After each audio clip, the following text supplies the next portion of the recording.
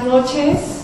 En nombre del Instituto de Estudios Peruanos es un gusto darles la bienvenida a la presentación del libro de Ricardo Abramovay que estamos presentando esta noche en el Instituto de Estudios Peruanos. Esta es una colaboración con nuestros buenos amigos y socios de Avina, liderados en esta oportunidad por Martín Beaumont, quien va a ser el moderador de la sesión. Entonces, sin más, los dejo con Martín. Bienvenidos a todas y todas, buenas noches. Es un gusto para mí como representante de Avina compartir este espacio con ustedes, que nos están acompañando en la presentación del libro del profesor Ricardo Abramovay, Más allá de la economía verde. Y en particular me gustaría decir que es un honor porque coincide con el inicio de las celebraciones de los 50 años del Instituto de Estudios Peruanos, que es un referente de la investigación sobre la realidad peruana, y por tanto para Avina es un orgullo estar aquí en este momento compartiendo el espacio con ustedes, con nuestros amigos y colegas.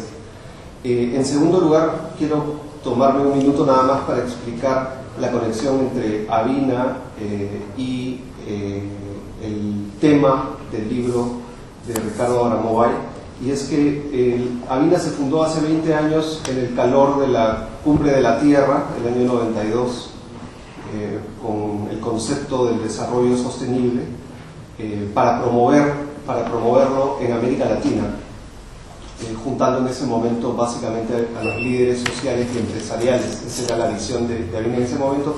20 años después, y mucho antes, empezó la discusión sobre si el concepto de desarrollo sostenible y si las prácticas del desarrollo sostenible realmente estaban consiguiendo los efectos que se plantearon 20 años atrás, o antes, incluso en el informe Brundtland. Y Avina decidió mantener su misión en torno al desarrollo sostenible, pero incorporando dos objetivos estratégicos. Uno, la promoción de bienes públicos como el medio más eficaz para lograr la equidad, y dos, modelos de nueva economía. No sabemos exactamente mucho sobre modelos de nueva economía, y por eso tenemos que trabajar con nuestros aliados y con expertos en torno a ese tema. Y por eso es que estamos aquí esta noche presentando el libro del profesor Abramovay, que es el resultado de unas reflexiones muy profundas y muy interesantes al respecto. Entonces voy a moderar la mesa. Están con nosotros tres grandes expertos y amigos también. Fernando Villarán. Fernando es ingeniero industrial de la UNI, magíster en economía de la PUC, ha sido ministro de Trabajo, como todos sabemos, y Promoción del Empleo, funcionario del BID, director de COFIDE, y actualmente es decano de la Facultad de Ingeniería de la Universidad Antonio Ruiz de Montoya. Él va a empezar con sus comentarios al libro. Buenas noches, Fernando. Buenas noches a todos y todas. Es un gusto estar acá en el IEP, y mis primeras palabras son de agradecimiento a Roxana, la dueña de casa, por los 50 años, y a Martín por la invitación, digamos, ¿no? La verdad que ha sido una linda experiencia leer el libro. Yo siempre ando escaso de tiempo, pero en este caso me he dado el tiempo para leerlo todo. Me ha gustado mucho y he aprendido mucho. No me ha dado tiempo para organizar algo por escrito, pero sí, obviamente, compartir con ustedes algunas ideas que voy a decir a continuación. En primer lugar, bueno, un cuadro que me llamó la atención, y que es el que aparece en casi todos los textos de economía, es sobre el modelo de la economía, el modelo económico de la economía convencional, ¿no? Este cuadrito que está en la página 78, que habla pues pone ahí el mercado de bienes y servicios, el mercado de factores, las familias, las empresas y los flujos de bienes y monetarios, digamos, ¿no? Y bueno, un poco la economía convencional se basa en eso, y entonces para nada aparece, digamos, el tema de los recursos, ¿no?, que se usan, para nada la energía, tampoco aparece la contaminación, mucho menos los sistemas ecológicos, es decir, es un sistema casi perfecto pero completamente aislado, digamos, ¿no? Y inmediatamente me recordó un otro también gráfico que leí hace poco en un libro de Peter Senge, que es profesor del MIT, pero se le conoce por la quinta disciplina, pero su último libro, no sé si el último o penúltimo, se llama La Revolución Necesaria, en donde pone este cuadrito, pero también lo llena de los otros, digamos, elementos reales en la economía real, digamos, ¿no? Y entonces está lleno de charcos de petróleo, ¿no es cierto? Y de árboles que se caen, o sea, es súper interesante, ¿no? Como, digamos, si vemos la figura completa, el modelo económico es realmente una abstracción que está lejos de la realidad, digamos, ¿no? Y es interesante eso, ¿no? O sea, cómo en la evolución del pensamiento económico, desde Adam Smith, en fin, Marx, ¿no? Marx particularmente, yo fui profesor de marxismo en algunas universidades limeñas, y hasta ahora me acuerdo la definición, ¿no?, del trabajo, es el intercambio orgánico entre el hombre y la naturaleza, mediante el cual el hombre usa la naturaleza, ¿no es cierto?, transforma la naturaleza para su propio beneficio o algo así, ¿no? O sea, toda la idea de utilizarla, digamos, ¿no?, a la naturaleza, y efectivamente no aparecía para nada. O sea, Keynes en realidad también es otra joya en ese sentido, porque Keynes, con todo lo genio que ha sido, digamos, y que ahora es reivindicado por muchos, él dijo explícitamente: yo voy a dejar fuera, no digamos la sociedad o digamos la ecología, el ambiente, sino incluso la tecnología. Solamente voy a ver los cambios en el corto plazo. O sea, realmente fue radical, ¿no? Y es interesante acá, y también lo recoge a Ricardo, es un poco a este nivel de economistas, los grandes economistas, reivindicar a Georgescu Regen, ¿no? O sea, que es uno de los que la vio, digamos, de ese nivel, ¿no? En donde decía, bueno, hay que tener una mirada más amplia. Y me parece que eso es una de las cosas, uno de los temas que me pareció muy bueno, ¿no? Un nuevo paradigma en la reflexión de la vida económica desde hace un montón de tiempo.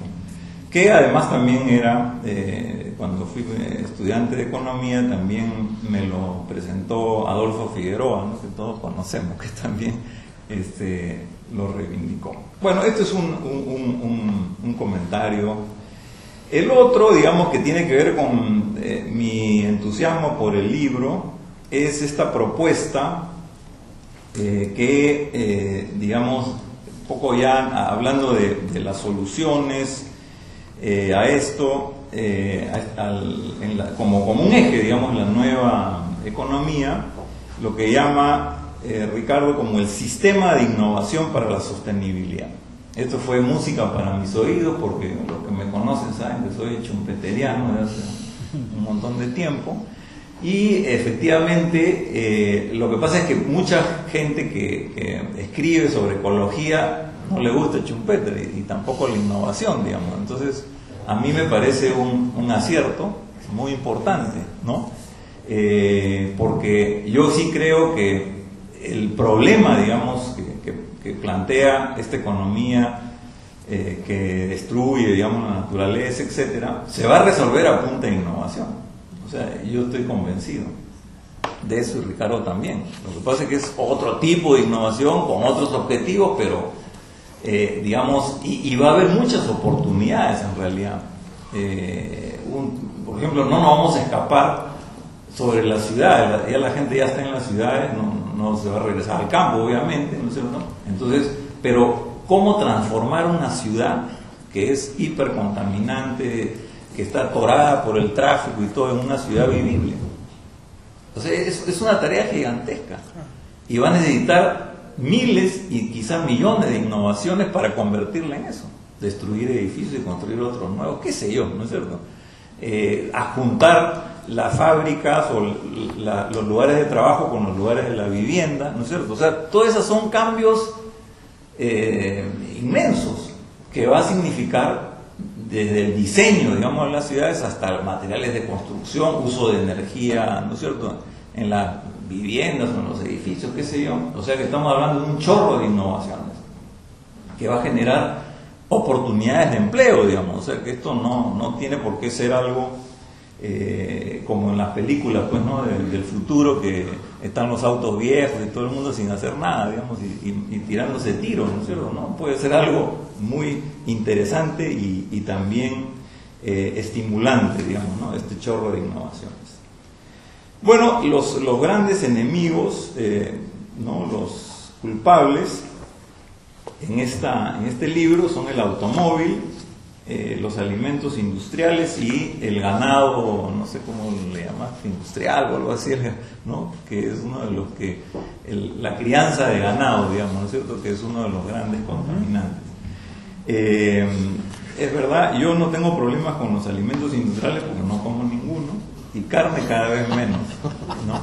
Sí voy a tener más problemas con el auto porque me gustan los autos, es verdad, pero concuerdo con Ricardo de que ya murió, digamos. O sea, no hay forma de que la sociedad del futuro se base en el auto individual. Tenemos que pensar en otra forma de transporte, y es verdad, señala una serie de elementos interesantes, digamos, de avances de las propias, incluso corporaciones en el sector automotriz, ¿no?, que están pensando inteligentemente, bueno, ¿cómo resolvemos esto, ¿no?, en el tema eléctrico? Y bueno, yo tuve la suerte de estar en Shanghái, ahí en el Maglev, este tren de alta velocidad, más rápido que un Fórmula 1, digamos, ¿no? O sea, 430 kilómetros por hora. Nunca pensé andar a esa velocidad, digamos.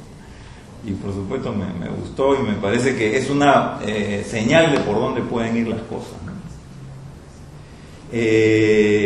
Por supuesto, otra de las grandes conclusiones, y ahí sí avanzo un poco más rápido, no sé cómo estoy de tiempo, no me estoy midiendo, es este tema de reinsertar la ética en la economía. También me parece crucial, fundamental, es uno de los grandes retos, así junto con, digamos, incluir todas las externalidades, ¿no es cierto?, de la contaminación y del respeto de los ecosistemas. La ética es fundamental en todos los países, pero en particular en el nuestro, ¿no es cierto?, que no solamente entra por el lado de la economía y de las corporaciones que, digamos, contaminan y no tienen buenas relaciones con sus comunidades, sino también por el lado institucional, con una corrupción rampante, digamos, ¿no es cierto?, y creciente en el Perú. Esto se hace todavía más necesario e importante. Y entonces, claro, la economía, la nueva economía, no es solamente economía, sino también es, por supuesto, sociedad, social, es ambiental y es institucional, digamos, ¿no es cierto?, ¿no? Y eso es un poco el planteamiento, digamos, de Ricardo. Me gusta y estoy totalmente de acuerdo con esta propuesta de decrecer. Hay que hablarlo directamente. Los países desarrollados van a tener que decrecer. Eso no quiere decir que se suiciden todos, ¿no es cierto?, y que tengan una vida horrible, ¿no es cierto?, sino que van a tener que cambiar, digamos, ¿no? Y eso puede ser también una cosa estimulante y digamos, interesante para ellos. Estamos hablando de buscar la calidad de vida, ¿no es cierto? Y yo vi una noticia interesante la vez pasada que en Alemania el número de bicicletas ahora es mayor al número de automóviles. Me pareció bien simbólico, digamos, ¿no? O sea, y efectivamente, o sea, tú vas a los países del norte, en fin, y ves una cantidad de bicicletas tremendas, ¿no? Lo opuesto a cuando fui a Pekín, ¿no es cierto? Que yo tenía en la memoria la época de Mao, todos eran bicicletas, ¿no es cierto? En la plaza Tiananmen y las avenidas alrededor, y ahora no hay una sola, ni siquiera así como quien dice de relancina, nada, todo es auto, tienen 5 vías de 5 autos y todas llenas, ¿no es cierto? Es una cosa impresionante. Entonces, es una muestra de que, bueno, obviamente si vas a usar bicicleta en lugar de un auto, vas a decrecer el PBI, no hay ninguna duda, ¿no es cierto? Podría tener el auto para, no sé si fines de semana, no lo sé, pero en fin, en todo caso, pero la calidad de vida puede ser mucho mejor. Y más arte, más literatura, ¿no es cierto? Más interacción, en fin, hay un montón de cosas que puede hacer el ser humano y es cuestión de buscarlo. Ya ahora sí, para ir terminando, dos cositas. Una está relacionada con mi comentario final, que es, claro, no podía dejar de fijarme en la metáfora de la rana y el escorpión, ¿no? Que está en página 113, porque es justamente el título de mi último libro, ¿no? Se llama La picadura del escorpión. La picadura del escorpión. Lo que pasa es que en mi cuento es diferente, porque en el cuento tuyo se habla de que se mueren los dos, digamos, ¿no es cierto? Que el escorpión pica a la rana, 113 que está, sí, en el camino, y se mueren los dos. En mi cuento, la rana lo lleva a la orilla, y ya cuando está en la orilla, ahí lo pica, ¿no es cierto? O sea que se salva el escorpión y mata a la rana, que es más perverso, pues, ¿no? Es más perverso. Con lo cual me lleva a mi comentario final, digamos, ¿no es cierto? O sea, ¿no? O sea que hay perversión y hay como enemigos, digamos, ¿no es cierto? Que digamos, van a aferrarse a la antigua economía, y hay intereses, digamos, ¿no es cierto? Y hay que hacer una correlación de fuerzas para vencer, digamos, a esas fuerzas. ¿Correcto? Y es digamos, esta reflexión me lleva a decir lo que sería mi comentario final, es que hasta ahora me intriga un poco el nombre, digamos, ¿no? O sea, el nombre del libro, Más allá de la economía verde, ¿no? Porque yo pienso que justamente lo que necesitamos es hacer un frente común frente a la antigua economía, ¿no? Contra la antigua economía, y juntar a todas las fuerzas posibles. Y yo pensaba que en ese frente común están los de la economía verde, ¿no? Pero en varios lugares de tu libro dices, ya eso fue el pasado, ¿no es cierto? Y algo así, ¿no? O sea, hay algunas afirmaciones, no voy a ver, un poco duras, ¿no? Con lo cual, voy a ver si encuentro una para no inventar. El mito del crecimiento verde, ¿no es cierto? Es un poco duro, ¿no? Entonces, yo pensaba que de repente esta gente de la economía verde se puede sumar a un gran frente contra los que impiden el progreso y el crecimiento. Entonces, y inmediatamente me trajo a mi propia historia en la izquierda peruana, en donde nos peleábamos pues entre todos, ¿no es cierto? Y era porque había la teoría de que uno tiene la línea correcta y el resto es la línea incorrecta.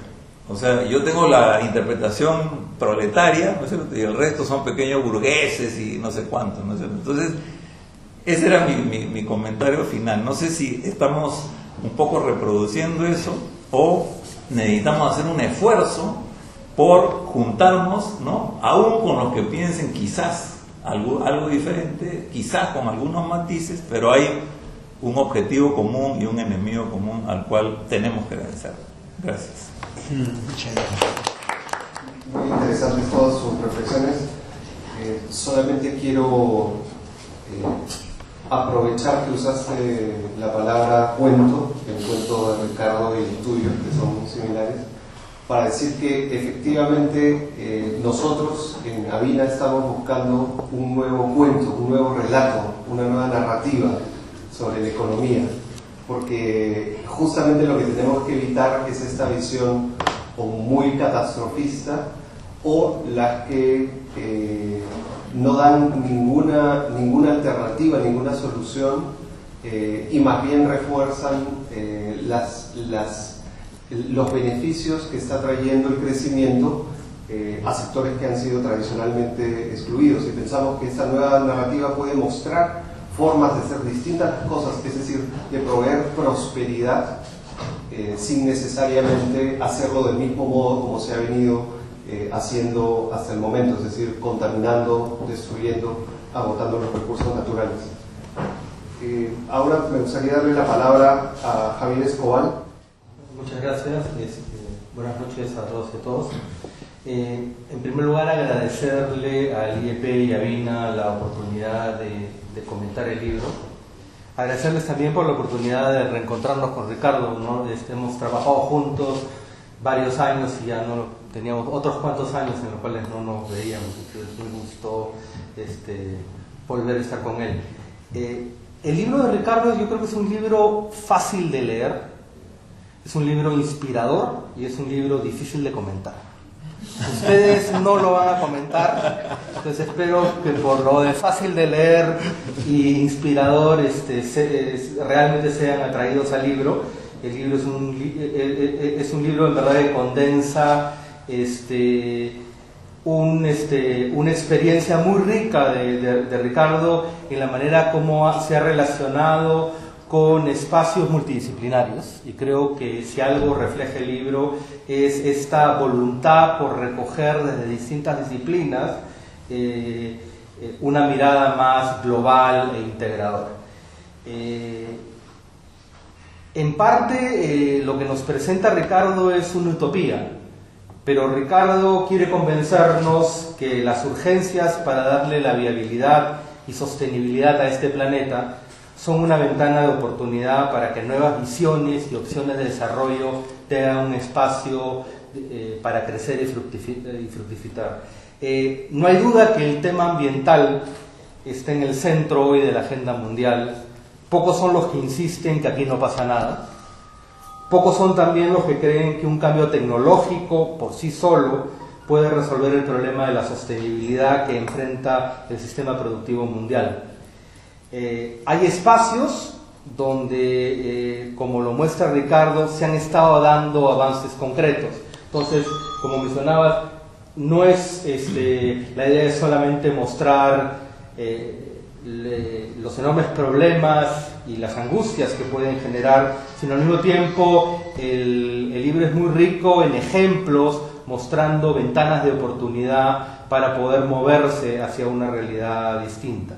Creo que se ve que hay avances concretos en coaliciones políticas que han mostrado ser efectivas para desarrollar programas, políticas, legislación específica asociada al reciclaje, asociada a la reutilización de materiales, ¿no? Y estas iniciativas, en la medida que vayan ganando protagonismo, pueden tener un impacto no menor en la sostenibilidad de la economía. Pero, como Ricardo nos alerta, eso no es suficiente. Se requieren cambios en el orden tecnológico, cambios en el orden institucional, cambios en la manera en la cual se construyen paradigmas éticos. Otro tema que voy a tratar un poco más adelante, pero que es absolutamente crucial y lo pone Ricardo en el centro del análisis, es la imposibilidad de poder tener este proceso en el cual uno logra crecer yo diría, tener oportunidades de reducciones importantes de la pobreza en un contexto en el cual se mantengan las desigualdades existentes. Es un tema de contabilidad económica, el decir, inclusive en el mejor escenario, donde las tasas de crecimiento de la economía logren reducir dramáticamente los niveles de pobreza mundial, para lograr hacer eso, dado los niveles de desigualdad existente, nos lleva a un entrampamiento y a una imposibilidad de esa posibilidad de un modelo que se base solamente en crecimiento y reducción de la pobreza. Hay otro elemento crítico en lo que Ricardo quiere dejar claro a lo largo del libro, que además hay un imperativo práctico para que las ecuaciones cuadren en los modelos de balances energéticos y de sostenibilidad del planeta. Hay un imperativo, no solamente moral, hay un imperativo práctico en términos de reducciones importantes en los niveles de desigualdad económica. Ahora, ¿hasta qué punto, me pregunto yo, de la lectura del libro, lo que estamos observando, ¿no?, es en el fondo algo que en teoría de los juegos se conoce como el dilema del prisionero, ¿no? El dilema del prisionero, la colaboración es la salida para el máximo beneficio de los actores. Pero el dilema del prisionero al mismo tiempo ilustra la paradoja donde uno puede terminar en una situación que es óptima para los actores, pero no es óptima para la sociedad, ¿no? Para los que no conocen lo del dilema del prisionero, básicamente se describe con la siguiente metáfora, ¿no? Dos delincuentes que están detenidos por la policía. Durante el interrogatorio ambos se enfrentan la disyuntiva de cooperar con su cómplice, no confesar el delito, no cooperar y declarándose inocente, ¿no? O cada uno echarle la culpa al otro, proveer información. Y la solución, la estructura de incentivos suele ser tal que ambos suelen optar por no cooperar entre ellos, delatarse mutuamente, ¿no? Cuando se hubieran cooperado, es decir, coludido en este ejemplo concreto, la solución hubiera sido mejor para ambos, ¿no? Que sería un poco la óptima de Pareto en términos de la economía clásica, ¿no? Y se hubieran liberado buena parte de la condena. Sin embargo, el modelo y la estructura de incentivos los lleva a una salida que lo que parece inicialmente óptimo para ellos termina siendo desastroso para todos, incluyéndolos a ellos. Cuando uno ve lo que viene ocurriendo con los temas ambientales, uno ve claramente plasmado en la economía política de lo ambiental los elementos clásicos del dilema del prisionero. Y de alguna manera Ricardo nos presenta esta visión de futuro en la cual las nuevas formas de cooperación que van a ser parte de esta sociedad de información en red pueden ser un factor muy, muy importante en el proceso hacia una economía que logre romper estos dilemas. Ricardo, como decía, le da mucho peso a los temas de desigualdad, tanto la real como inclusive las percepciones de desigualdad que pueden dominar en un momento determinado, ¿no? Y nos plantea que respetar estos límites, para respetar los límites ecológicos, requerimos básicamente hacer algo también por el lado de la desigualdad. Ahora, un tema que a mí me llamó la atención mirando el libro es sentir que habían, o no estaban presentes, o estaban ausentes, o no estaban presentes de manera más fuerte algunos actores claves. Y yo lo ponía como la voz de las generaciones futuras. Están presentes las generaciones actuales, los actores políticos de todas las de las generaciones actuales, ¿no? Pero un actor central, ausente, siento yo, o no puesto con suficiente importancia, son las generaciones futuras, ¿no?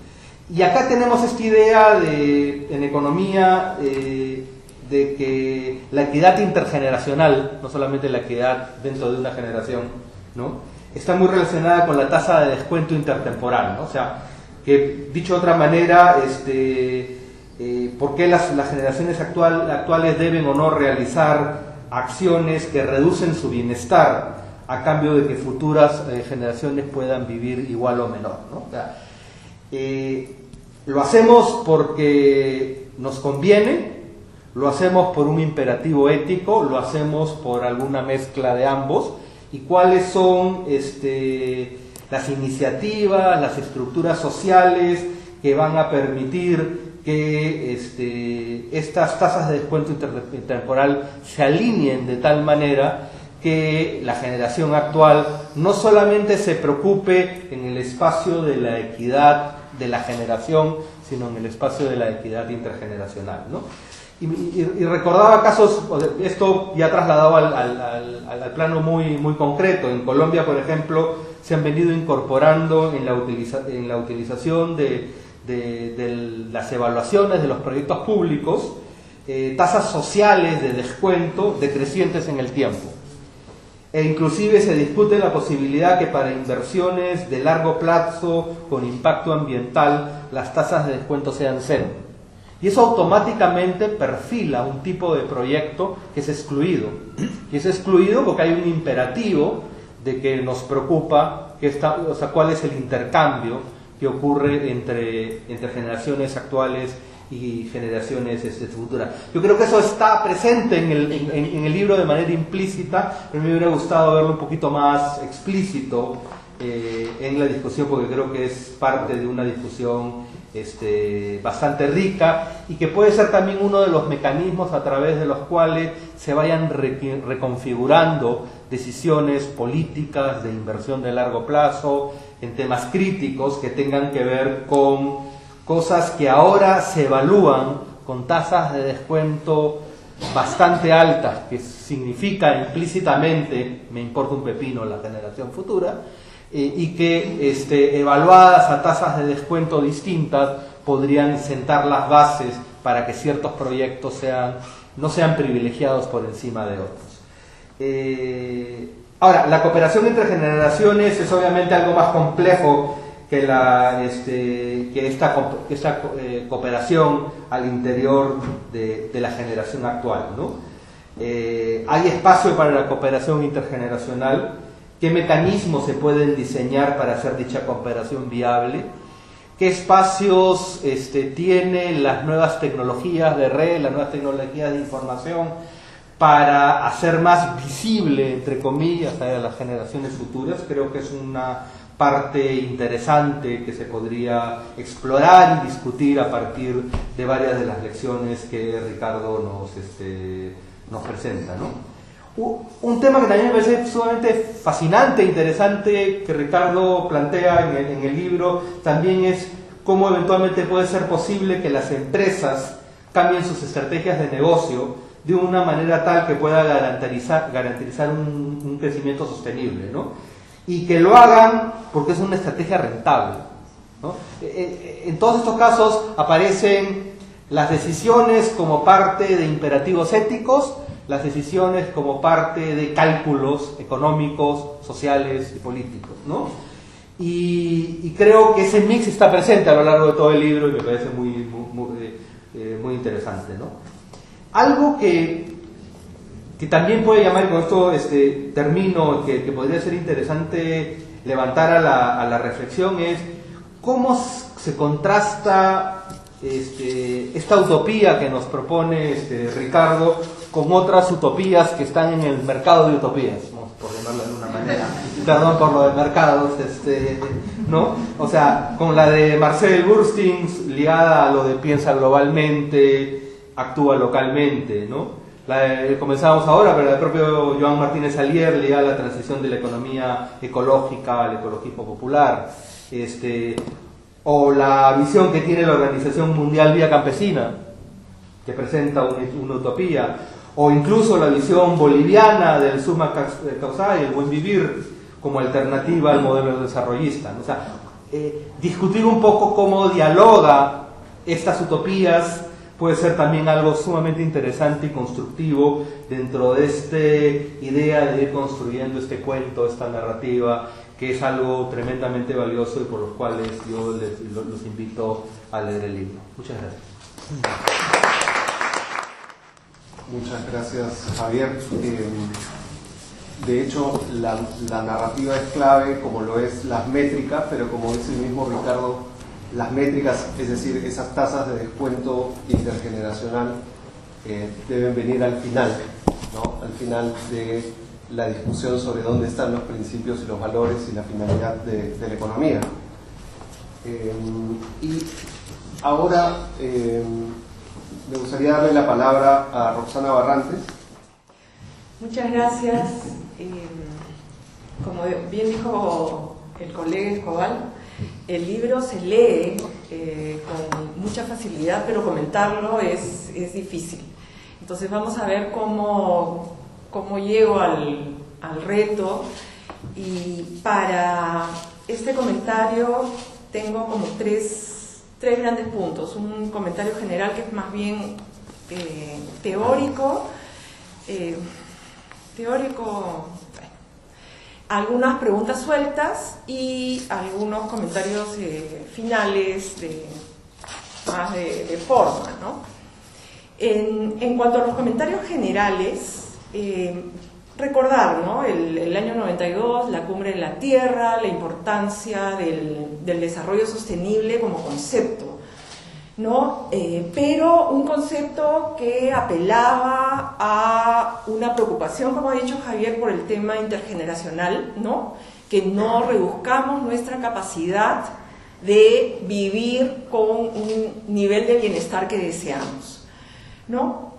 Pero este desarrollo sostenible se convertía como que en una, no voy a decir el mito de Sísifo, pero sí el mito del socialismo, algo a lo que aspiramos, pero que no necesariamente tenemos herramientas concretas para llegar, o que podemos lograr los consensos necesarios para que sea una aspiración común. Entonces, en el camino, tal como yo lo entiendo, el concepto gaseoso evoluciona al concepto de economía verde, que para los economistas para mí por lo menos es facilísimo. Tienes que ser eficiente en el largo plazo. Entonces, ser eficiente en el largo plazo es efectivamente adoptar técnicas de frontera, de producción. Significa, en el lenguaje de los economistas, que ya está un poco superado en la literatura, internalizar externalidades. Como el tema es tomar en cuenta todos los costos, no solamente aquello por los cuales desembolsa, sino el costo de congestión. En el momento en que en la mañana del viernes yo decido sacar mi carro, yo estoy imponiendo un costo al resto, porque va a haber un carro más en el camino y va a reducir la velocidad del resto. Esa es una externalidad, no hay transacción, no hay forma de tener un precio de mercado, ¿no? Entonces, eficiencia a largo plazo. ¿Qué significa a largo plazo? Significa precisamente tomar en cuenta a todos estos agentes que hoy día no están, es decir, las futuras generaciones. Y ahí uno se podría pensar que, desde el punto de vista, y acá hay simplemente un paréntesis, ¿no?, una autointerrupción, parte de la búsqueda del equilibrio con las ciencias sociales, en mi caso, tiene que ver con comprender bien qué está pasando con el ADN, las formas físicas, ¿no? ¿Qué es lo que tenemos de físico, de ciencia natural, ¿no? Entonces, simplemente por instinto de conservación de la especie, uno dice, oye, ¿yo qué más me tengo que preocupar de aquellos que no están? Si yo quiero que estén, por eso tengo hijos, por eso aspiro a tener nietos, está en la naturaleza humana, ¿no? Entonces, con esta visión uno dice, ya, la economía verde ya la hizo. Pero Ricardo nos muestra que la economía verde es insuficiente como concepto. Y acá yo quiero destacar tres aspectos en los cuales Ricardo nos muestra que la economía verde es insuficiente. El primer aspecto tiene que ver con que tenemos un profundo conflicto redistributivo a nivel global. Entonces, eficiencia pura no es suficiente. Tenemos que tomar en consideración redistribución o distribución, o el principio de equidad, el segundo teorema de bienestar en economía. El segundo aspecto tiene que ver con que la economía, y la economía verde también, parte de un conjunto de individuos, ¿no? Y el tercer concepto, que es el que tiene que ver con Georges Bourgoin, etcétera, es que hay restricciones físicas a restricciones naturales, con lo cual nos lleva a la discusión de economía ecológica, de que no hay una escasez relativa como postulamos los de la economía neoclásica, sino hay una escasez absoluta de ciertos recursos. Entonces déjenme decir algo sobre cada uno de estos aspectos en los cuales me parece que Ricardo nos dice la economía verde no es suficiente, ¿no? Solamente sobre economía verde, ahora lo que van a escuchar ustedes en política pública tiene que ver con economía verde. Hay un conjunto ya el gobierno peruano ha solicitado una cooperación técnica y ha firmado con el PNUMA un acuerdo para tratar de diseñar un conjunto de políticas que implementen economía verde en el Perú. Y es más, el Ministerio de Economía y Finanzas está también, si uno busca economía verde, el Ministerio de Economía y Finanzas, va a haber una parte de página web y hay ya personas que están siendo contratadas. Entonces, por lo menos a nivel de la política pública en el Perú, el paradigma de tenemos que ser eficientes, tenemos que traer tecnologías de punta, tenemos que tomar en cuenta los costos. Este componente de tomar en cuenta los costos, todos, no está tan claro. Ese no está tan claro. Además porque la economía verde se tiende a reconocer con otro tipo de, y acá lo tengo en inglés, discúlpenme, es la economía baja en carbono, perdón. En castellano es la economía baja en carbono. Entonces inmediatamente llegas a cambio climático y en el caso de una economía como la peruana, el tema de cambio climático para nosotros es un tema de adaptación, no es un tema de emisiones. Entonces una economía baja en carbono en un país en desarrollo te pone a decir, oye, ¿de qué se trata este asunto de la economía verde? Va a ser interesante, creo que la audiencia es una audiencia interesada en estos temas, que como sociedad civil empecemos a mirar qué está haciendo el gobierno peruano. Particularmente el próximo año que tenemos la conferencia de las partes con cambio climático, ¿qué va a presentar, qué va a preparar el gobierno peruano? ¿Quiénes van a ser esos consultores que van a hacer los estudios de modelos de equilibrio general para adaptar el paradigma de economía verde en el Perú? Ese es sobre el tema de la eficiencia, de cómo se comprende la economía verde. Sobre el tema del profundo conflicto redistributivo, Ricardo nos pone un tema, y da la casualidad que vengo de una reunión donde uno de los ponentes lo puso de una manera sencillísima. Estábamos en las 60.000 hectáreas que quedan en Paraguay, en la frontera con Brasil, que conserva el bioma amazónico.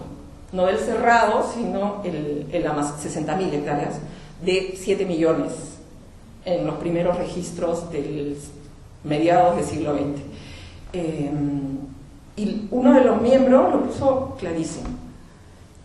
Vamos a darle la Amazonía para que los chinos, que ahora son clase media, puedan comer proteína animal, ¿no? Lo que está el gran disparador de grandes extensiones de deforestación tiene que ver con dietas, y tiene que ver con dietas, y este es un tema que a mí nuevamente, autointerrupción, que me afecta de manera particular, porque soy uno de esos productos de la dieta, ¿no? Resistente a la insulina, a punto de ser diabética si no me cuido, ¿no? Entonces, ¿qué es esta dieta? ¿Qué es lo que comemos?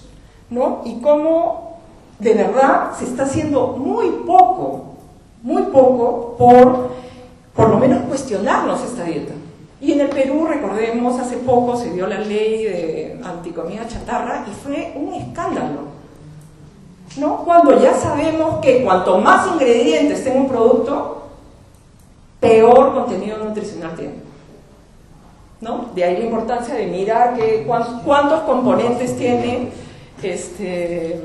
un determinado producto. El otro componente tiene que ver con cómo nos transportamos, ¿no? Y hace poco en Facebook circuló una foto muy entretenida que es en un país rico, la gracia es que los ricos van en transporte público, no que cada uno tiene su vehículo, ¿no? Entonces, claro, yo tampoco quiero traer mi carro al IEP, detesto manejar, es horrible, pero ¿cuál es mi alternativa?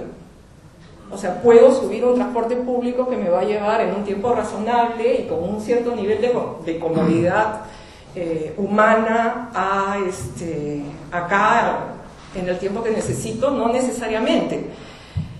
Vuelvo al tema de dieta, porque lo cierto es que a nivel mundial estamos creciendo en ingresos, y en el Perú en particular estamos ya con toda la discusión que la clase media, que el país de ingresos medio alto, etc.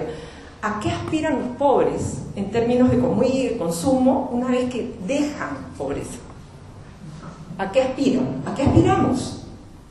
¿No? Entonces ahí hay un tema que me parece que a nivel de política pública también, y Ricardo lo destaca mucho en el libro.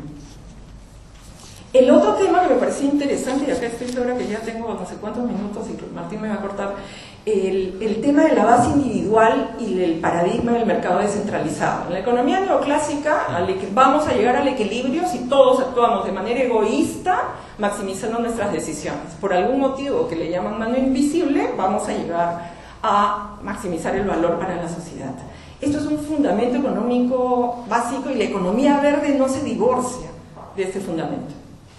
Entonces, ahí hay un tema que me parece bien interesante que Ricardo destaca, y de hecho en el capítulo donde discute la relación con TIC, y esto también me pareció muy entretenido porque las dos literaturas no se tienden a juntar, ¿no? Y en mi caso en particular, a pesar de que trabajo los dos temas, tampoco lo había hecho, y tú lo juntas alrededor de lo que es el tema de la colaboración, ¿no? Y todos los esquemas de la economía de compartir, en inglés, el nombre en inglés es más fácil, ¿no? Que es the sharing economy, y que no es el tema de que comparto porque soy buena y porque no, es al generar, el valor se genera de manera colaborativa. En términos de educación, por ejemplo, las herramientas abiertas te generan conocimiento de manera colaborativa. Wikipedia es el mejor ejemplo, ¿no? Todos vamos, o sea, conocemos y vamos aportando, cuestionando, y el conocimiento se genera de esta manera colaborativa. Acá interesante porque dentro del tema de TIC, de hecho la próxima semana es la conferencia mundial, y se está desarrollando este concepto de apertura, ¿no? Como datos abiertos, sistemas abiertos, posibilidades de colaboración, no solamente en la generación de conocimiento, sino el crowdfunding, por ejemplo, ¿no? Tú destacas que hay 21 iniciativas de crowdfunding. ¿Qué cosa es crowdfunding? Tú tienes un espacio en web que te permite que personas que quieran generar fondos o contribuir con fondos puedan colocarlos, y otros intermediarios acceder a esos fondos. Personas que usualmente estarían excluidas del sistema financiero pueden acceder a recursos a través de estos mecanismos. Yo no sé si en el Perú tenemos. Va a ser bien interesante mirar y cómo esto engancha con el tema de desconfianza. Al tercer tema teórico, creo que es en la parte de conclusiones, no ha sido en conclusiones, ha sido bien temprano en el libro. Ricardo pone el contraste, ¿no? El tema de la biocapacidad versus la huella ecológica. Y eso fue un tema que a mí me pareció súper importante de mirar, porque además es profundamente económico, ¿no? El costo-beneficio, ¿no? Como nos gusta pensar a nosotros. Además, y esta es una parte que yo no sé cuánto, y ahí vienen los temas de comentarios, cuánto la traducción ha ayudado. Ricardo lo que discute en una buena extensión del libro es que necesitamos divorciar el crecimiento de los recursos. Y uno empieza a decir, ¿y esta cómo es? ¿No? Y ahí estás profundamente en la economía verde, porque quieres ser más eficiente, ¿no es cierto?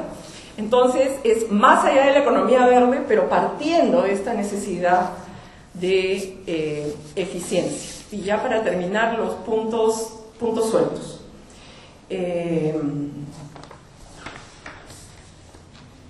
El tema de la Amazonía, ya lo comenté. En en varias partes del libro, así como ha destacado Fernando el tema de la necesidad de incluir la ética, está el tema de que las decisiones humanas se tienen que dar sobre la base de la capacidad de los ecosistemas de soportar esas decisiones de asignación de recursos, ¿no? Tenemos que juntar nuevamente sociedad y naturaleza, que en algún punto del desarrollo de la ciencia económica fueron separados. El otro tema que me parece bien importante y que Ricardo destaca a lo largo de todo el libro es un tema que hemos venido trabajando en el instituto y todavía no cerramos el ciclo de los estudios sobre desigualdad, ¿no? Y claro, siempre la desigualdad tiende a verse como un tema económico, desigualdades de ingresos, pero hay desigualdades de oportunidades, y al tomar el paradigma de Sen, que también es incluido y discutido en el libro, Ricardo lo destaca, pero el tema de desigualdad tiene que ver también con desigualdades, ¿no? No es solo el tema de ingresos, es accesos, es inclusión, es reconocimiento de oportunidades similares. Y ya para terminar, porque algo de crítica tiene que haber, una primera en realidad para destacar hay una novedosa, para mí por lo menos, novedosa manera de citar, que me ha parecido maravillosa. Las referencias, y esto quienes lean el libro, y los invito, porque la lectura fluye, se destacan en negrita, ¿no? Se destacan en negrita aquello sobre lo cual Ricardo nos quiere llamar la atención de una fuente, de una explicación adicional, y al final cada negrita está relacionada con su página. Me ha parecido muy interesante, ¿no? Porque nos rompes de esta cosa académica de poner la cita y te quedas, y es muy aburrido. El otro tema interesante, información muy reciente, muy reciente, que nos pone al día con un conjunto de temas. Y crítica, algo de crítica tiene que haber. Para las siguientes ediciones, Sabina, que estoy segura que van a ver, mejorar la traducción, ¿no? Mejorar la traducción, hay un conjunto de términos, que ya, ok, ¿no? Ok, te entiendo, pero no estoy segura que así lo podría explicar en mi castellano peruano. Muchas gracias. Bueno, era el capítulo 4, el último, me gustó mucho, estoy muy de acuerdo con esta posibilidad que abren las TICs, ¿no es cierto?, de cooperación. Realmente estamos viviendo desde en medio de una explosión, ¿no es cierto?, tecnológica que nos abraza a todos, nos envuelve, y este vínculo entre el mercado y la cooperación, o sea, la competencia y la cooperación, o sea, que no necesariamente son tan antagónicos, ¿no? O sea, realmente me gustó mucho, como digo, pero no estoy muy seguro si hay una crítica directa o matizada a los derechos de propiedad. No estoy tan seguro, ¿no es cierto? Pero ese tema es un tema complejo, complicado, digamos, ¿no? Y que quería solamente hacer referencia a un libro que seguramente también has leído, que es de Acemoglu y Robinson, ¿no? ¿Por qué fracasan los países?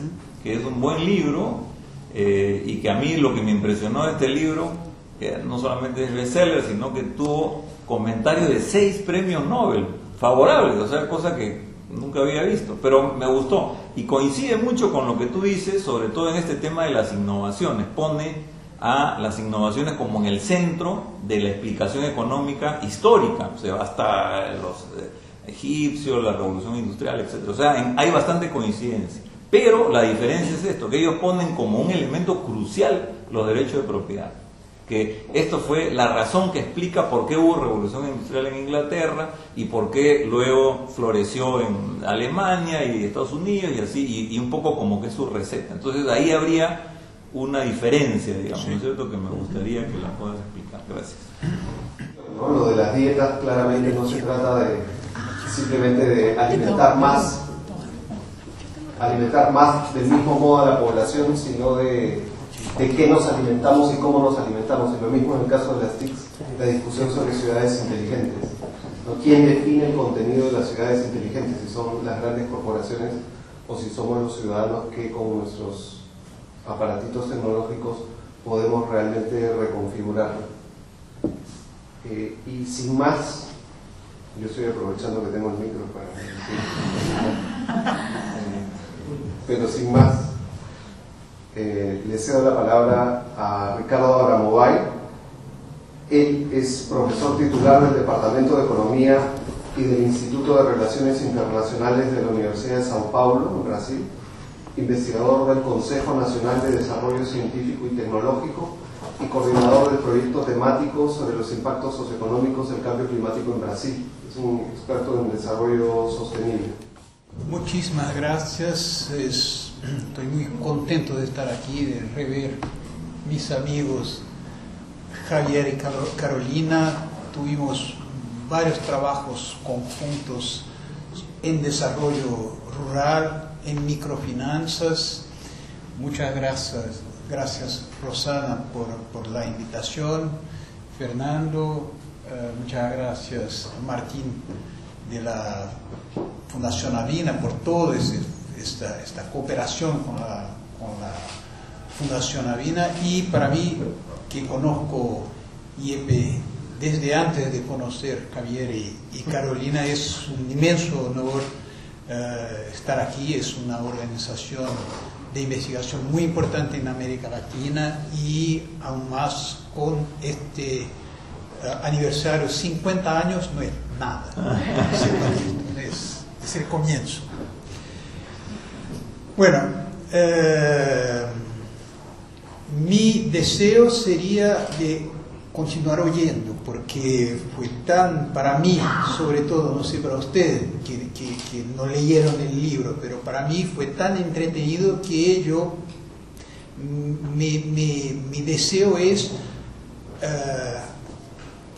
tomar cada punto y profundizar y oír más, etc. Claro que esto es absolutamente imposible, y yo estaba tan entretenido que siquiera hice lo que en general se hace cuando tú estás en una situación de esta, que es, antes de empezar a hablar, pensar sobre qué vas a hablar, qué vas a decir. Les confieso que no lo hice. Entonces, quizás yo podría tomar algunos aspectos que puedan ser más útiles para todos que estamos aquí, en términos de no solamente cómo se hace en tesis una respuesta, pero intentar avanzar un poco la reflexión sobre algunos temas. Por ejemplo, en primer lugar, una confesión: yo no soy economista. Yo trabajo en un departamento de economía, fui jefe del departamento de economía, pero mi formación no es en economía, hice mi trayectoria ahí en la escuela de economía. Entonces, yo tengo una cierta dificultad, por ejemplo, con externalidades. Mi disciplina, la disciplina que yo enseño, la sociología económica, trabaja con externalidades. ¿Por qué digo eso? Porque el primer punto de Fernando, el modelo mental a partir del cual la economía ecológica opera hoy es un modelo en que la economía es una parte de la sociedad que es una parte de los ecosistemas naturales. Y hay un trabajo publicado por ocasión de la Río +20 con este título: la economía en la sociedad, en la naturaleza. Bueno, ¿y qué hacemos con esto? ¿Por qué hacemos esta separación? Esto no es una particularidad de la economía. Las ciencias sociales, desde el siglo XVIII, quizás con la sola excepción de la antropología cultural, las ciencias sociales evolucionan y maduran contra la naturaleza. En economía, cuando ustedes hicieron al menos su semestre en economía, vieron algo sobre los fisiócratas, donde el valor era físico, era el trigo que rinde más trigo. Después, con los clásicos, el valor no es más físico, pero es alguna cosa que involucra una energía, el trabajo. Pero después no, después el valor es totalmente subjetivo, no hay nada más material, telúrico, energético, biótico en la idea de valor. Para Durkheim, el social explica el social, no hay naturaleza. En Weber tampoco. En Marx no. Yo creo que Marx, entre los clásicos, es el único, en los límites de su tiempo, etc., y esto es reconocido por una gran investigadora alemana que cito en el libro y que no me ocurre ahora su nombre, es un pensador sobre el metabolismo social. La idea, en Marx la idea de metabolismo social es muy fuerte. Entonces, esto no es una particularidad idiosincrática de la economía, sino que un rasgo de las ciencias sociales. En la antropología cultural no, porque no es posible conocer sociedades tradicionales sin que esto involucre el conocimiento de los sistemas naturales en que ellas viven. Pero sí es posible, y es lo que se hizo en las ciencias sociales hasta aquí, conocer sociedades modernas alejando la naturaleza. Esto tiene un costo intelectual y un costo social, y justamente es un reto fundamental que hagamos.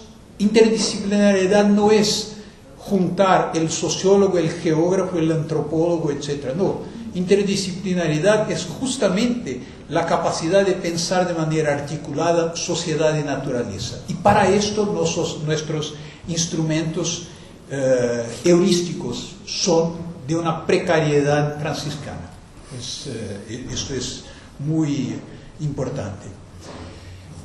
El segundo punto que planteó Fernando y que de alguna manera plantearon también Rosana y Javier se refiere a innovación.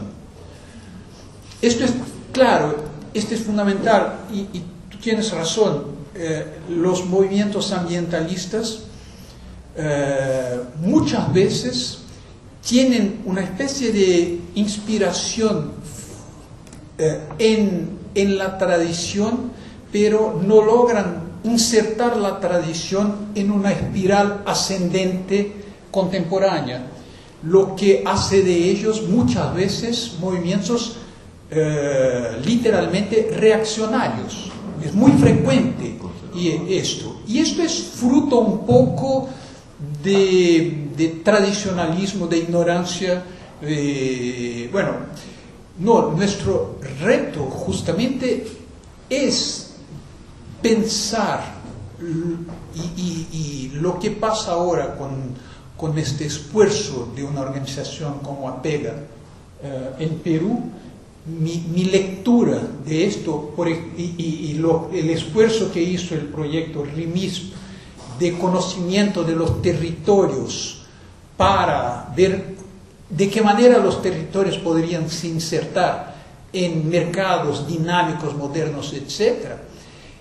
Esto es fundamental y justamente las tecnologías digitales y la sociedad de la información en red abren un camino extraordinariamente prometedor en este sentido. No se trata de hacer una apología de estas tecnologías ignorando todos los problemas que tiene. Problemas de desigualdad del acceso. Nosotros en América Latina tendremos la velocidad que tienen en los países, que hay en los países desarrollados. En 2000 nosotros la tendremos en 2010, nosotros la tendremos en 2017. Hay un abismo, todavía hay un abismo en ese sentido muy importante. Pero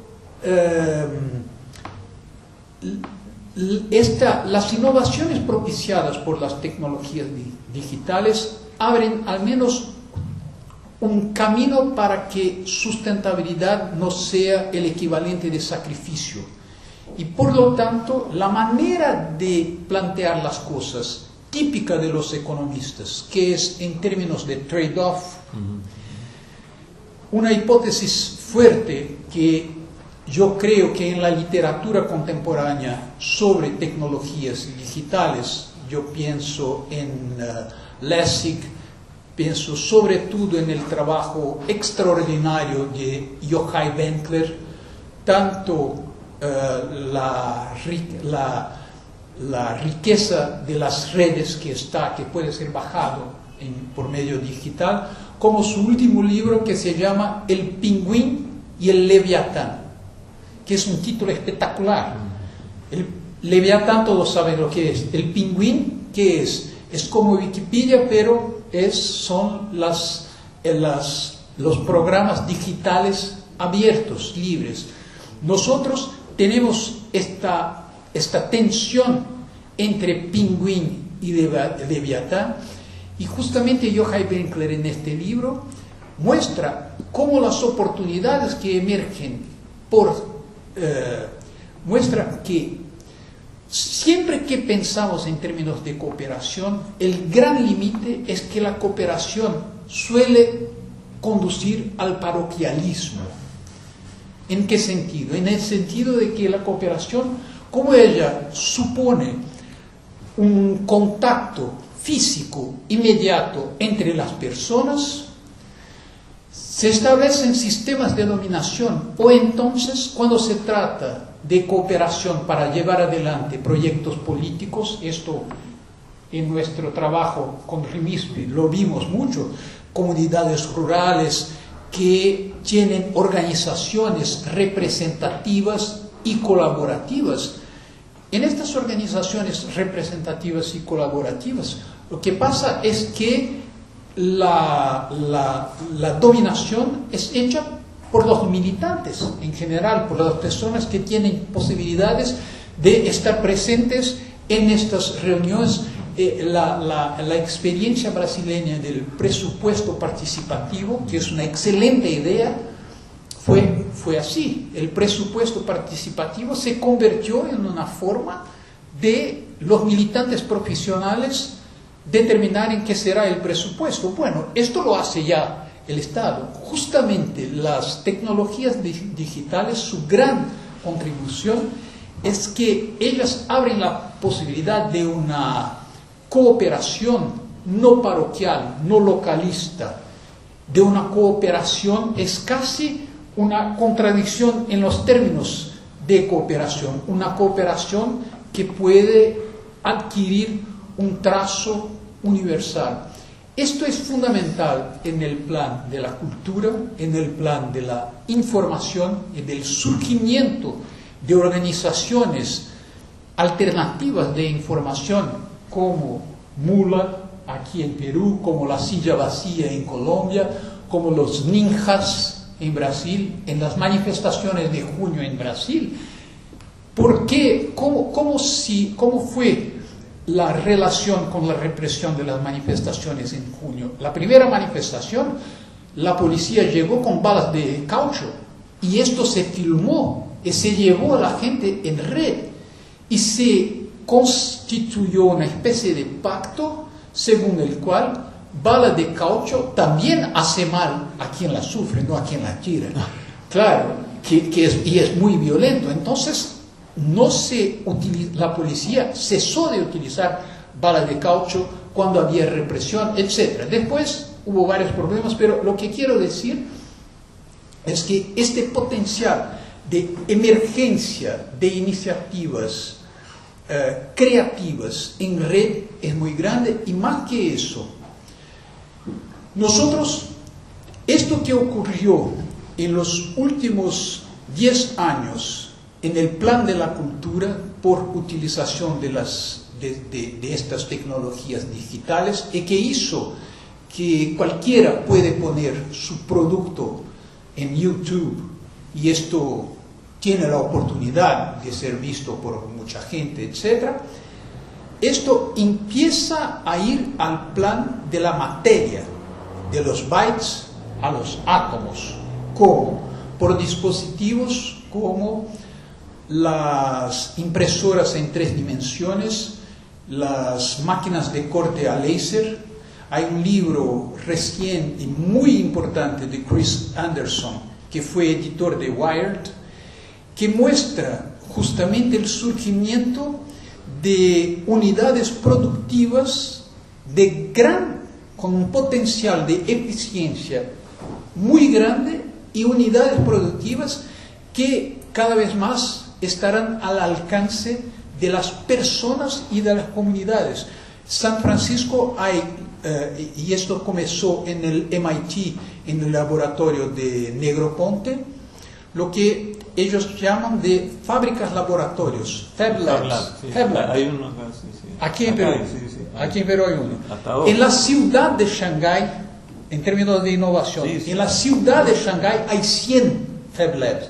Lo que significa que hoy, cuando uno piensa en términos de formación de los jóvenes para el mercado de trabajo, esta formación no es más para trabajar en una industria automovilística. Esta formación será cada vez más una formación para que la gente sepa hacer cosas útiles a la sociedad. El paradigma que está en discusión ahí es si la centralización es una condición sine qua non de eficiencia o si, paradojalmente, curiosamente, nosotros estamos llegando en un momento en que la eficiencia podrá estar asociada en gran medida a descentralización. Esto en energía, esto en la cultura ya empieza a ocurrir y esto cada vez más, es la tesis de Chris Anderson, podrá ocurrir en el plan de la producción material. En este sentido, mi pregunta a Javier sería si todo este razonamiento sobre dilema de prisionero, etc., ¿cómo este razonamiento se aplica en la sociedad de la información en red? Porque el dilema del prisionero es el dilema de tener o no tener una comunicación personalizada y el punto de partida es si la comunicación personalizada no existe, las posibilidades de ruido en la comunicación y por lo tanto de una solución no no eficiente, etc., es muy grande. Pero mi impresión es que la sociedad de la información en red exige que tal vez este tema tenga que ser planteado de otra manera. Es un poco mi impresión. Una última, porque ya no quiero, ya estamos muy avanzados. Rosana, el tema de la economía verde, una cuestión muy importante. ¿Por qué más allá de la economía verde? Claro, nosotros vivimos en un mundo tan destructivo, claro, en el libro yo hice un esfuerzo de reconocer el carácter benéfico de la riqueza. Claro, la riqueza, la producción, la oferta de bienes y servicios tiene una utilidad social fantástica sin la cual no habría esta longevidad que tenemos hoy. Hay un informe que acaba de ser publicado por el Centro Martin Oxford de la Universidad de Oxford sobre pensar el futuro, que es espectacular ese informe, les recomiendo muy vivamente.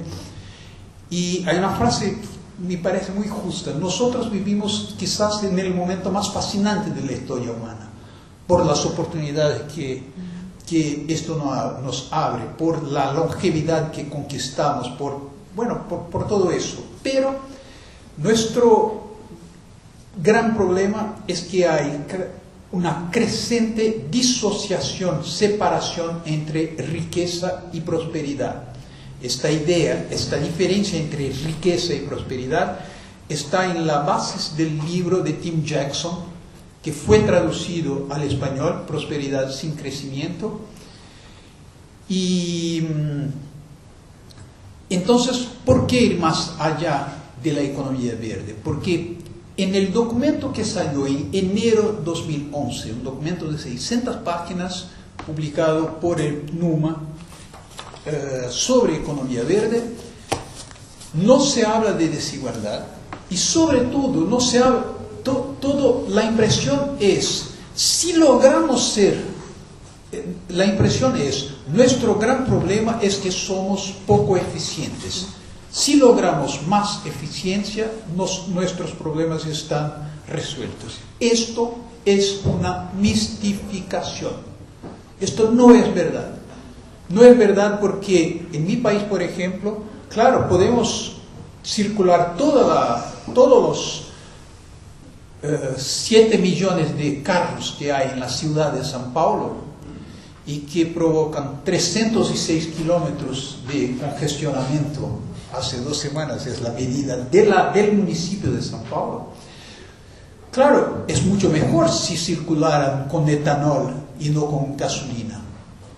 Economía verde, sí, sus motores, pero si no logramos hacer del carro una plataforma digital móvil de uso compartido, y esta es la tendencia, es una gran tendencia de innovación tecnológica, es decir, el carro no será más un carro de uso individual, será justamente un carro de uso compartido, altamente conectado, y esta separación entre transporte colectivo y transporte individual, en los próximos 10-15 años, ella será fuertemente contestada. Esto que digo viene de 2 informes, un de KPMG y un de Roland Berger, que son 2 cerebros pensantes del capitalismo mundial. Por lo tanto, economía verde en Perú, claro que es muy importante a cualquier país un plan de economía verde, es mucho mejor que aquello que existe. Pero en América Latina, y no es una particularidad de Perú, nosotros pasamos por un proceso de reprimarización de nuestra vida económica, cuyas consecuencias son, incluso para un país grande con una industria importante como Brasil, son catastróficas en términos de ¿qué? En términos de innovación. ¿Por qué? Porque este proceso de reprimarización, el razonamiento no es que tú explotas los recursos primarios y con lo que viene de esto, tú estimulas la innovación donde interesa. No es así que se pasa. Porque hay un lock-in, hay una path dependence. Lo que haces en términos de reprimarización, mineral, petróleo, etc., significa que las inteligencias de los países se vuelven en estos sectores. Resultado, cuando nos vemos el número de patentes, la capacidad innovadora de China y de América Latina, es impresionante el abismo en que nos encontramos en esta dirección. Por fin, ética, claro, como lo dijo Fernando, es honestidad, lucha contra la corrupción, etcétera, etcétera. Pero ética es mucho más que esto. Esto es fundamental, pero ética es mucho más que esto. Ética es un ramo de la filosofía cuyo centro es la reflexión sobre las finalidades. La economía se forma como ciencia cuando ella aleja de su horizonte el tema aristotélico de las finalidades. Esta es la base de la ciencia económica. Thomas Hobbes, que fue el precursor del utilitarismo, era un aristotélico hasta que fue visitar Galileo cuando tenía ya 40 años, y justamente incorporó los conceptos galileanos a su manera de refletir. Esto tuvo una influencia sobre el pensamiento británico fundamental. En economía los individuos tienen propósito, pero el sistema económico no tiene propósito. El único propósito del sistema económico es la manutención del crecimiento del sistema económico. La ética, justamente, cuando Amartya Sen escribe Ética y Economía, es un intento de replantear esta dimensión aristotélica al interior de la ciencia económica. Por eso que es un cambio paradigmático tan importante, lo que significa que el tema de las finalidades pasa a ser un tema central. Y esto no es solo una cuestión filosófica, sino que tiene el potencial de llegar a las propias empresas. Por ejemplo, ¿hasta cuándo las empresas automovilísticas van a ofrecer automóviles y no movilidad? ¿Hasta cuándo las empresas alimentarias van a ofrecer combustible alimentario y no alimentación de calidad? Este tema, y con esto yo creo que nosotros recuperamos algo que en términos de sociología es fundamental, que es relación entre economía y sociedad, es el tema weberiano esencial. Es decir, este tema no es un tema de economía, este es un tema de sociedad. Y justamente yo creo que nosotros estamos en un momento fascinante donde nosotros, los ciudadanos, la sociedad, las organizaciones de la sociedad civil, no solo recibimos cosas de las empresas y después las empresas corrigen las externalidades, no, sino que cada vez más nosotros tenemos que conquistar el poder de determinar no solo lo que hace el Estado, pero lo que hace el sector privado, porque los recursos con que lidian son recursos cada vez más de la humanidad y no sobre los cuales ellos tienen un poder provisorio. Por lo tanto, la responsabilidad no puede ser correctiva. La idea central es que tenemos, y esto claro, es normativo, tenemos que caminar para una economía no correctiva, sino regenerativa. Y este es un reto extraordinario y abre posibilidades para todos nosotros muy, muy importantes. Muchas gracias. Es alimento de altísima calidad para el pensamiento. Muchas gracias también a cada uno de ustedes, a Fernando, a Roxana y a Javier. No sé, Roxana, si es que tú quieres cerrar. Yo solamente quiero agradecer nuevamente la gentileza de haber organizado esta actividad conjuntamente. Y es una alegría muy grande estar aquí compartiendo con ustedes este momento. Agradecimiento por su presencia, agradecimiento a quienes estamos compartiendo la mesa y como bien dijeron, estamos iniciando las celebraciones de los 50 años, es un espacio colaborativo y prolongado que va a terminar en algún punto del próximo año y son eventos como este que nos dejan pensando con más preguntas que respuestas, los que alimentan nuestro quehacer. Y en la nota de alimentación agradecer a Martín y a Vina porque podemos en este momento compartir un brindis. Muchísimas gracias.